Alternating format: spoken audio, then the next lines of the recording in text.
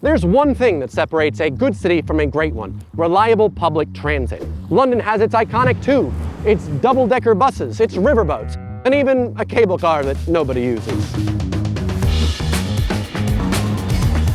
Berlin has its S-Bahn, its U-Bahn, and its tram network with a hidden flaw, but which city does it better? My name is Edinger, and I've spent 12 years of my life in London and 40 days in Berlin practicing my German, so I'm here to settle this score. Today, I'm going to be ranking both systems based on a few key categories you can see from the video chapters below. We're talking price, we're talking types of transport for all you transport nerds, the coverage, and some hidden surprises along the way. I'll be awarding points to the winner of each category, and at the end, we'll finally have a winner to crown. So without further ado, los geht's!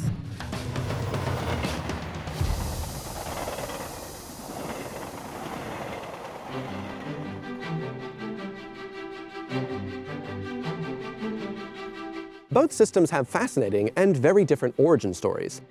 The London Underground is the oldest public transport network of its kind in the world, having first opened in 1863 with the use of steam locomotives.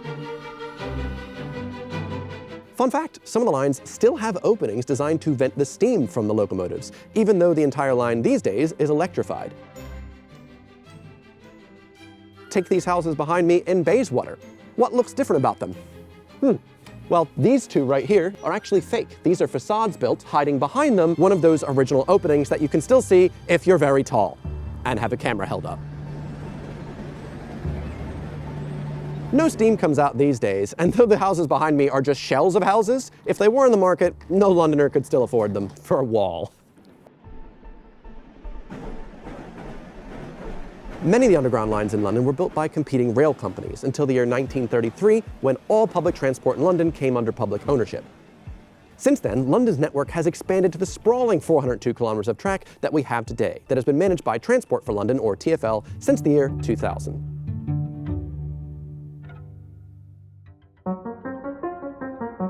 Berlin's U-Bahn is also quite old. In fact, it's 2 years older than the New York City subway, having first opened in 1902. Overground and underground networks were built by Siemens und Halske, and they built the network out slowly but surely until the year 1928, when the BVG, or Berliner Verkehrsaktiengesellschaft, formed to manage operations and construction of the underground and overground networks going forward. Now, due to the destruction from World War II and the entirety of the Cold War, seeing Berlin split in two, their public transit network developed in a really unique way.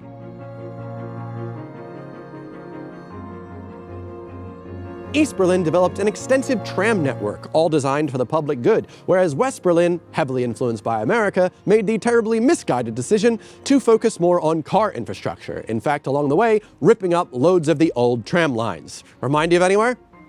Yeah. When the Berlin Wall was constructed in the 1960s, there were still 2 U-Bahn lines and 1 S-Bahn line that went underneath of the wall to connect different parts of the city. However, none of these lines were allowed to stop at any of the stations on the east side, and they had to continue on until they got back into the west part of the city.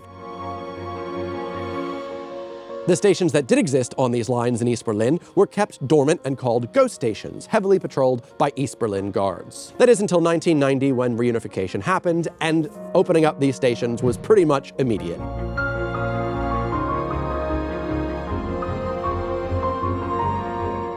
Since reunification, the city has done a great job bringing these two sides together. Ghost stations have been reopened, the lines that were once severed are now reconnected, and heck, even West Berlin has had an extensive expansion of its tram network recently.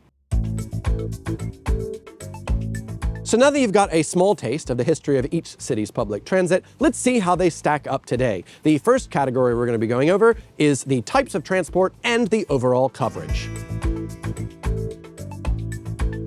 In both London and in Berlin, you've got a lot of excellent ways to get around. But to talk more about the London side, I'm going to leave this to Geoff Marshall, who knows way more about trains than I do.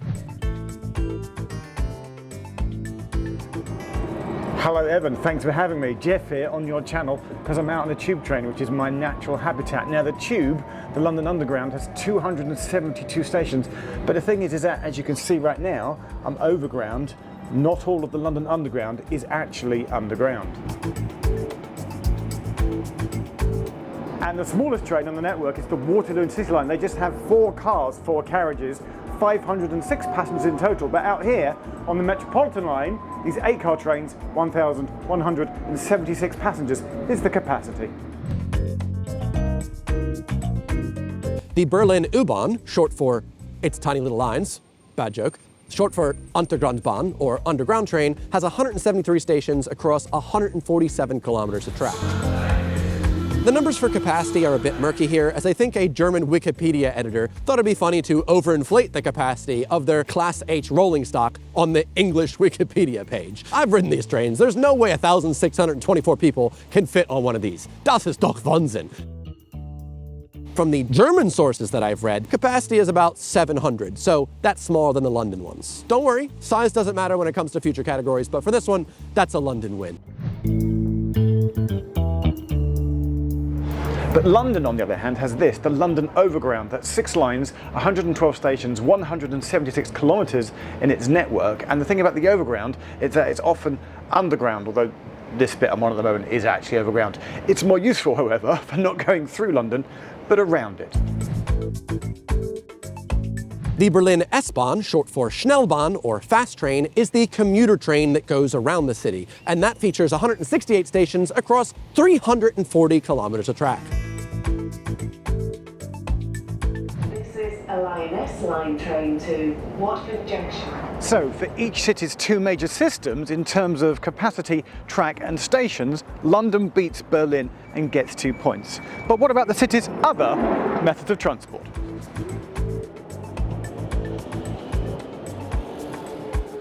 That's right, Jeff. The Docklands Light Railway, or DLR, features 45 stations across 38 kilometers of track. And it's the only trains on the network that feature driverless trains, meaning you can sit in the front and pretend to drive the train.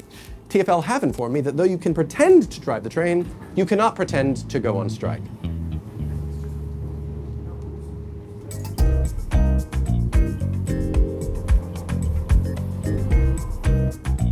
Though Berlin doesn't have a direct competitor to the DLR, they do have something better.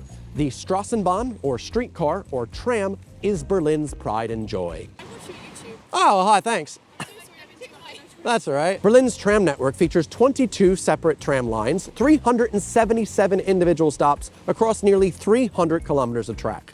London does have trams, but it's only 39 stations across 28 kilometers of track, all of which being in Croydon, meaning in order to access it, you have to go to Croydon. So pulling this all together, Berlin's tram network comes out on top for another point.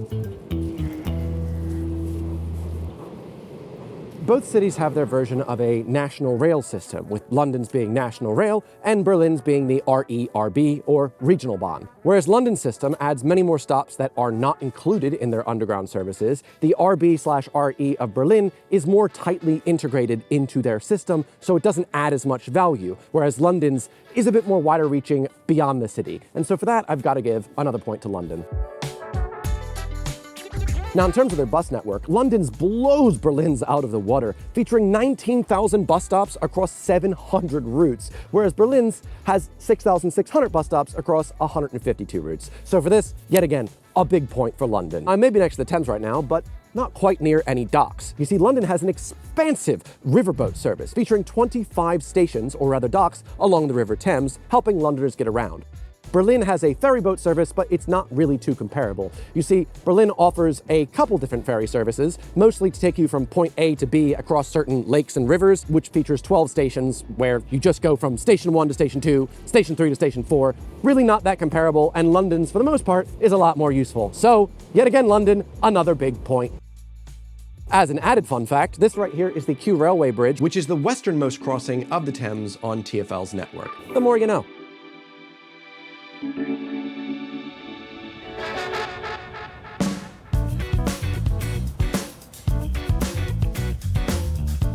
Now it's more active travel than public transit. London has been building out its cycle networks a lot, to the point where now 1.2 million journeys are completed by bike per day in the City of London, and that is 4.5% of all journeys within the city.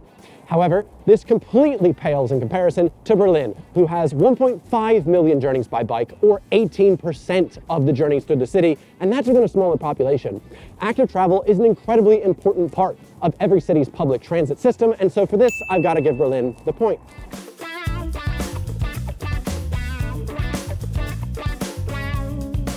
London might be in the lead for now, but let's talk about coverage. In an ideal city, it wouldn't really matter if you live north, south, east, or Hounslow. Your public transit network should cover you well. Now, London's coverage is pretty great, but there are some glaring gaps in the network. I'm looking at you, South London. No, literally, I'm looking at South London. Now, there are overground networks and the National Rail Network that attempts to close these gaps a bit, but realistically, if you do live in these areas, you're probably going to have to use different modes of transit to commute.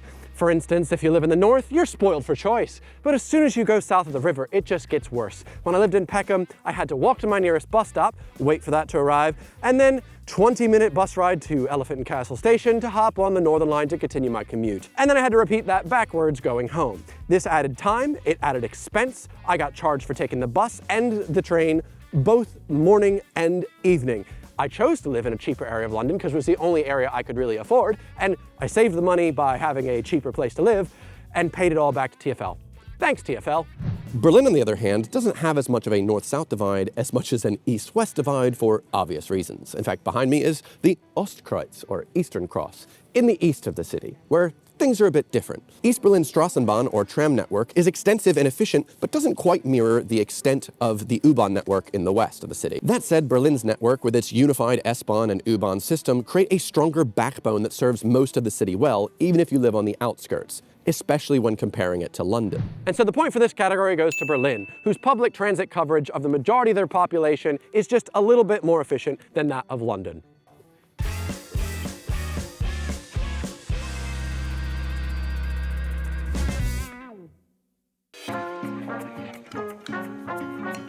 Now let's talk money. London's fare system is incredibly convoluted. Let's just say you're local and you're going to be paying for your fare using your contactless or your Oyster card. Well, it could be a different rate depending on which zones you're traveling in, what time of day you're traveling through, which route you decide to take, what mode of transit. It's just so incredibly convoluted. And it gets even worse if you're a tourist, because at this point you're in a city you don't even understand. You're probably using those paper tickets because you haven't seen my video on mistakes tourists make in London, and you just want to save the most money. And then you find out changing modes of transit also adds more money. You take the tube and immediately jump on a bus, you're charged for both. How does that make any sense? Check out this table, right? Well, I don't think I need to explain how convoluted this is. This is the entire fare system. You've got zones 1 to 2, 2 to 5, annual cards. Look at this, right? This isn't intuitive. You might be thinking, wow, Evan, that is crazy. You don't even know the half of it.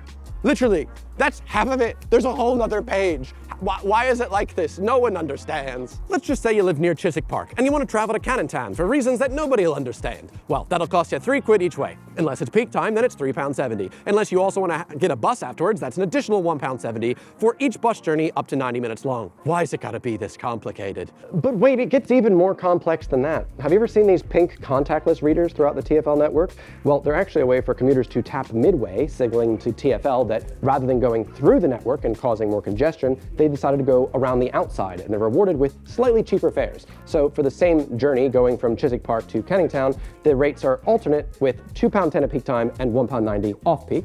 Feel free, sir, provided that you tap each of the pink contactless readers along your way. I'm a nuisance. If you live in Zone 3 and commute into Zone 1, you can expect to pay about £2,008 a year for an annual travel card. But if you live in Zone 9, that number increases to £4,500 a year. Wow. But now let's talk Berlin. For tourists and those new to the city, they probably pay the standard fare. If you didn't know, Berlin is split up into 3 distinct zones: the AB, the BC, and the ABC.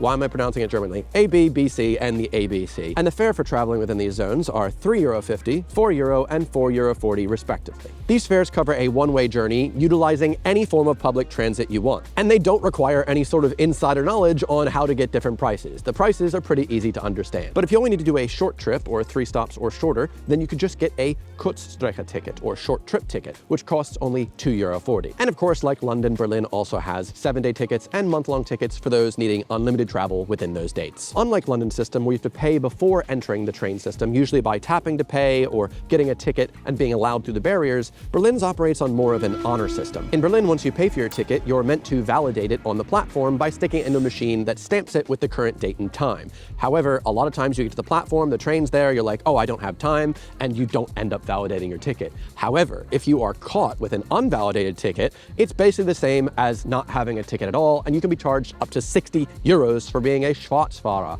or a black rider, similar to the black market or, working under the table. There's another German word for that. Basically, don't do it. When I lived in Munich, I was fined the full 60 euros for being caught being a Schwarzfahrer, even though I only had 2 stops to go. I could have just got the short trip ticket, and I was trying to save money, and it cost me 60 euros. When I told my German teacher the story, she told me my problem was not running away from the station staff. So, now already I'd argue that Berlin's system is far more streamlined and intuitive for most people to understand, so I'd be quick to give it a point over London. However, I haven't even told you the best part of it yet. The part for real Berliners, as they say in the app, the Deutschland ticket. For 58 euro a month, the price as of 2025, you can buy yourself a Deutschland ticket, which gets you unlimited travel, not just across Berlin's transit network, but all of Germany. Now, this doesn't include ICE trains or any fast or regional trains that go between the cities, but once you're in Hanover, Leipzig, Hamburg, you can use the transit using your Deutschland ticket without having to pay anything extra. That's incredible. I can't imagine spending £50 a month and getting unlimited transit, not just in London, but Liverpool, Manchester, anywhere else I go in the UK. Just wild. And so for that, Berlin gets another point, completely obliterating London in the price category. Next, let's talk about the maps and navigability of each city's network. London's iconic tube map is a masterpiece of design. Credit to Harry Beck's original work, it simplifies a large, sprawling system into an easy-to-read diagram. The striking colors of each line, as well as the angled routes, make the entire thing very intuitive and easy to read, as well as widely copied as a design. London's tube lines are named things like the Central, the Northern, the Victoria, the Jubilee. Most of the time, tourists can understand these quite well. The issue comes when a tube line shares a name with a tube station, i.e. things like Victoria Station and the Victoria Line, or the one that I see most tourists get tripped up on, Piccadilly Circus, which is a station on the Piccadilly line, just, the entire line isn't Piccadilly Circus. However, I do feel like, for the most part, there's adequate signage throughout the network. A tourist or even a Londoner should easily be able to tell, based on the colors that are around them, based on the signage and the maps all around, what line they're on, what line they're needing to go to, what direction they're going to, unless of course they're on the Circle line, because that confuses even me. Sometimes it gets confusing. Which way am I going? Isn't this a district line? What's going on? Or also the Northern line, which annoyingly splits in two multiple times from north to south. The newest line in the network, that being the Lizzie line, also has this useful little screen that tells you the upcoming stations, which is just so incredibly great, not just for tourists, but for anyone using the network. I really wish we had this sort of feature across the entire network of trains, but hey, that's probably why the Elizabeth line has been voted regularly as Londoners' favorite line, even though a lot of people don't consider it part of the tube. In more recent days, the tube map has become a bit of an unruly mess, with certain junctions looking like a confusing mess of spaghetti, but I'll leave that sort of conversation to Jay Foreman, who made an excellent video on this topic earlier, as he sort of is the map man for this sort of thing. But if we're looking for a Kartemann, Berlin's map, designed by Erich Spiekermann, has its strengths too, especially the circular S-Bahn line that was designed that way on the map to reinforce the city's unity as a whole after reunification. That big round circle on the map, that's us, that's Berlin. We're all together now. So there's a lot of significant meaning there. You can also more easily tell the difference between the different zones in Berlin, with the Zone A being within the Ringbahn, Zone B being outside of the Ringbahn, and Zone C everything else. Whereas London names its lines with some personality, Berlin chooses a more straightforward and systematic approach. Fewer zones, less faff. Numbers, like New York, for instance. The S-Bahn lines are named S1, S2, S3, and so on, and U-Bahn lines are named U1 to U9. U8, in particular, interestingly enough, has a triple meaning. If you pronounce it in an English way, it's the standard Berlin experience dealing with train delays. You wait. And if you pronounce it in a German way, it's actually more of a cautionary tale, telling you what you should expect when you actually go on that train. U8, short for U-Achtung. You never know what to expect on the U8. Where Berlin really shines, though, is its signage. Forget where you are, each train has live updating screens of upcoming stops, as well as the news, which I guess is a plus. Can't see the map on your side of the carriage? That's fine. They put another one on the ceiling. Heck, even the buses in Berlin have these useful screens all over them. It's honestly making me a little bit jealous. So for this category, I've got to give a big point to Berlin. All right, things are starting to heat up, except out here, it's freezing. There's nothing worse than missing a train only to realize your next train is ages away and you've just got to wait for it. But what is the difference between how often the trains run in London versus Berlin? During peak time, many London Underground train lines run a new train on the tracks every 2 to 3 minutes. And the Victoria line in particular is our MVP, where at peak time, they have a new train reaching the platform every 100 seconds. That's under 2 minutes. We stand Victoria. Even at its off-peak, the Victoria line runs 27 trains per hour, which is, again, so close to a new train every 2 minutes. And the other lines in the Underground run about every 5 to 10 minutes for off-peak hours. Now, when it comes to Berlin and its U-Bahns, things are not so schnell. During peak times, a new U-Bahn train comes every 3 to 5 minutes, which is pretty great. And non-peak times, a new train comes every 10 minutes. Both cities offer all-night service on Friday and Saturday nights across many of the lines, but due to London's marginally faster speeds across most of their services, I've got to give London the big point here. I mean, in London, by the time you've realized you've missed the train, you can already hear the next one coming. You can probably hear the next one coming because London Underground trains are loud. I'm sorry, let me rephrase that, you didn't hear me. London Underground trains are loud. The DLR, though, is actually quite quiet, all things considered. For this category, I've taken a reading of the levels across stretches of both networks using the noise app on my Apple Watch. Just as a note, experiencing about 90 decibels of noise for 10 minutes a day can cause temporary hearing loss. And at 95 decibels and even 100, just a few minutes can cause temporary hearing loss. Also, it hurts. This has become such a problem in London that there are now maps that highlight which segments of the Underground are the loudest. Number 1, this small segment of the Jubilee line that regularly pounds my ears at an excruciating 100 decibels. I actually recorded it at 100 decibels for the making of this video, but I've seen it go to 105. In second place, this small segment of the Northern line, and in third place, this small segment of the Victoria line. And you might be thinking, oh, well, it's probably because this is one of the oldest public transport systems in the world. Well, the Victoria line is one of the newest lines in London, and the Jubilee is the newest. So it seems like when they build the new ones, they just let them be excruciatingly loud. In Berlin, I couldn't quite get the noise app on my Apple Watch to exceed 80 decibels, no matter which line I rode on. But I do know that it is louder on the trains in the summer when they open the windows and the wind flows through. So either way, that's a big point for Berlin. Good job, guys. That sure annoys me. Now, besides all these other categories we've already talked about, there is a really big difference between the London network and Berlin's that I feel like not enough people talk about. Cleanliness. There is absolutely no contest. London's system is incredibly clean by comparison. Berlin's, a lot of times, the trains, the lifts, the stations, they smell like piss. I feel like nobody ever cleans it here. You can see caked on scheisse just on the side of a platform. I mean, here, I'm just standing next to a train station. There's just rubbish everywhere. It smells awful. I just sat on a standard S-Bahn train to head to the Warschauer Straße station, and it just reeked of piss. And I don't know how long that piss smell has been there, but I feel like it's just been caked on. And so, a huge point for London for actually knowing how to clean your trains and train platforms. So it's all well and good when everything works, but what about when it doesn't? The London Underground famously goes down whenever it's too cold, too hot, too rainy, or maybe it's just the weekend and the Lizzie line decides to go down.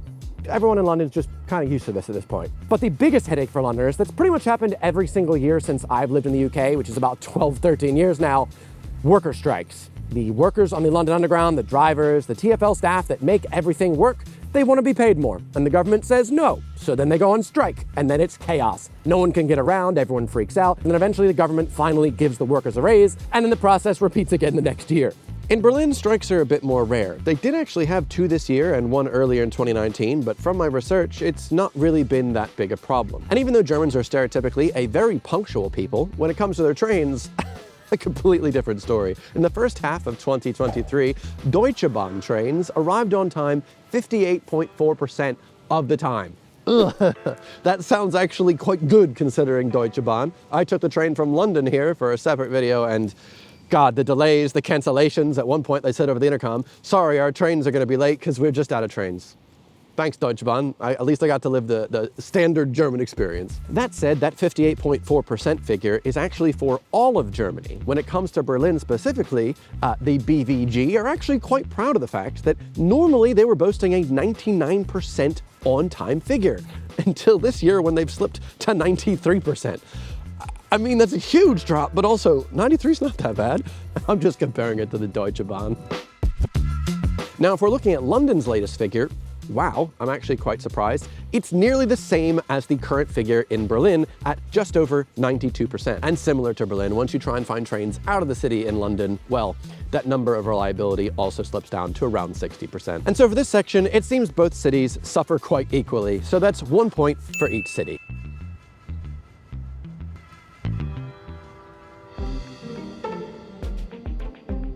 Now, a big category that people often overlook is accessibility. How easy is your system to use for wheelchair users, people with pushchairs or strollers, prams, people with suitcases, bikes? How easy is it for these people to get around your network?